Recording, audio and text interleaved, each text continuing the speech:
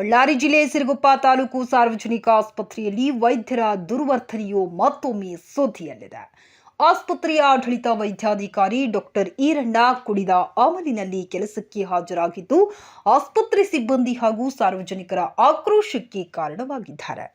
ಹೀಗಾಗಿ ಆಸ್ಪತ್ರೆಯ ಸಿಬ್ಬಂದಿಗಳೊಂದಿಗೆ ವಾಗ್ವಾದ ನಡೆಸಿದ್ದ ಅವರು ತನ್ನ ನಡವಳಿಕೆಯಿಂದ ಎಲ್ಲರಿಗೂ ತೊಂದರೆ ಉಂಟು ಮಾಡಿದ್ದಾರೆ. ಘಟನೆಯ ವೇಳೆ ತೀವ್ರವಾಗಿ ಕುಡಿದಿದ್ದ ಈ ವೈದ್ಯರು ಆಸ್ಪತ್ರೆಯ ಆಸ್ತಿ ನಾಶ ಮಾಡಿದ್ದು ವರದಿಯಾಗಿದೆ. ಟೇಬಲ್ ಹೊಡೆದು ಪುಡಿ ಪುಡಿ ಮಾಡಿದ ಘಟನೆ ಆಸ್ಪತ್ರೆಯ ಸಿಬ್ಬಂದಿ ಮಧ್ಯಸ್ಥಿಕೆಯಿಂದ ತಡೆಯಲು ಸಾಧ್ಯವಾಯಿತು.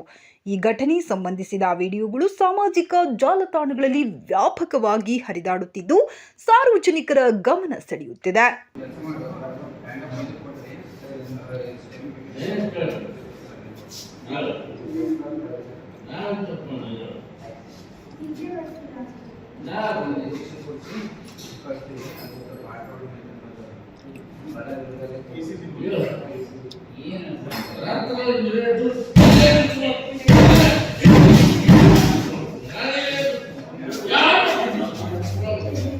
ಕುಡಿದ ಅಮಲಿನಲ್ಲಿ ತೇಲಾಡುತ್ತಾ ತಾನು ನಡೆಸಿದ ವರ್ತನೆ ಇಡೀ ಆಸ್ಪತ್ರೆ ತಳಮಳಗೊಳಿಸಿರುವಂತಾಗಿದೆ.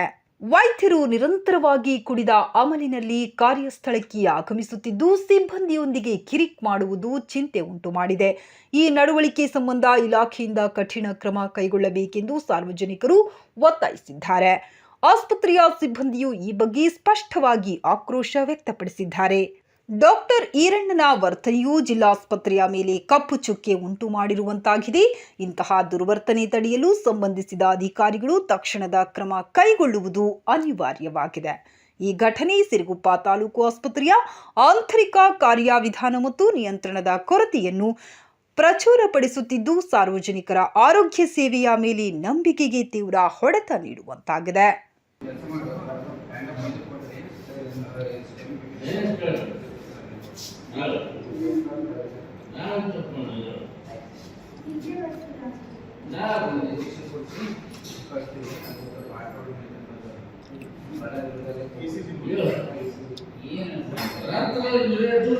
ಏನು